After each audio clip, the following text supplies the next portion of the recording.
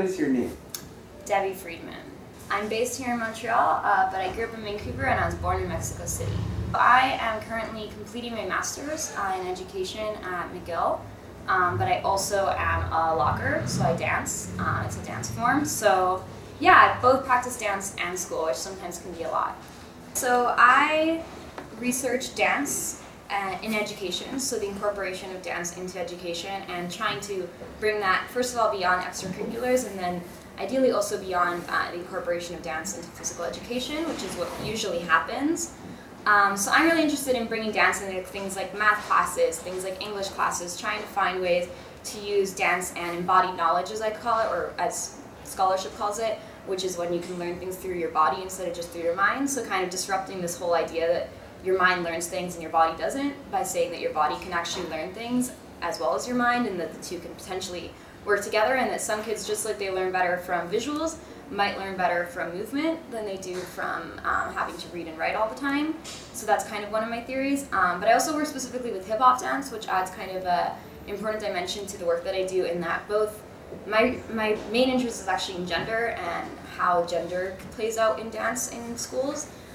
So with hip-hop dance, it's interesting because you're taking a male-dominated dance form and putting it into a school where often the perception is that dance is more so feminine somehow. And that perception, as much as it's been disrupted, still in my research kind of exists actually in schools to a certain extent. But hip-hop is a really interesting way of disrupting that, because hip-hop is a male-dominated dance form and it's seen as a male-dominated dance form. So that's kind of why that's interesting. Aside from that, also, hip-hop's history as a Black and Latino dance form made in the United States, being imported into Canadian high schools and Canadian institutions like that, is a whole other interesting dimension of like race and nationality and all of these kind of intersections of all of these parts of your identity and how those come together. So that's what I'm really interested in, is how all these intersectional identities are played out in dance classes and how we can learn more about one another through dance. So I am one of the organizers as part of the team for Under Pressure, as well as my whole kind of research group is part of what put this together.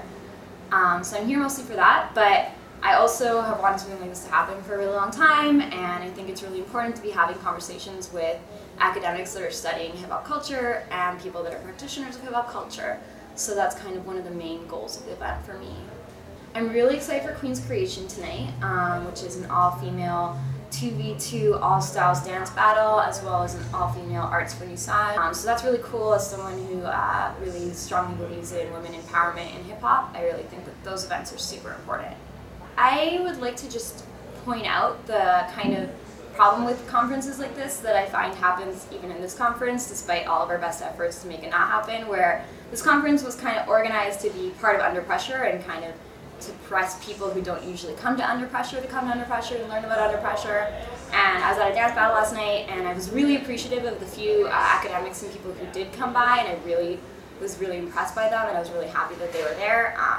But I feel like there was a lot of people talking yesterday about supporting hip-hop culture and about how important that is, but they didn't actually show up last night to support us, which was a little bit disappointing, and makes, especially the dancers, I think, get shafted a lot. Like, I know a few people went to a rap performance, which is great too. Like, I'm happy as long as people are supporting the arts in Montreal. I'm happy, but I do think that like academics, particularly academics that are writing about dance and thinking about dance, need to also then go to events and not just support, but ideally either battle or like at least show up. So that's what I'm hoping will happen in the future. You can find me on Facebook, Debbie Friedman, or you can check out MTL Locking, which is also on Facebook, which has all of the locking events and stuff that happens in the city. Locking Unity's 10-year anniversary is coming up, which I'm really excited about. Yeah, and I guess those are the best places to look. And my thesis is coming out soon, so hopefully that'll get published. Hey. Great, thank you.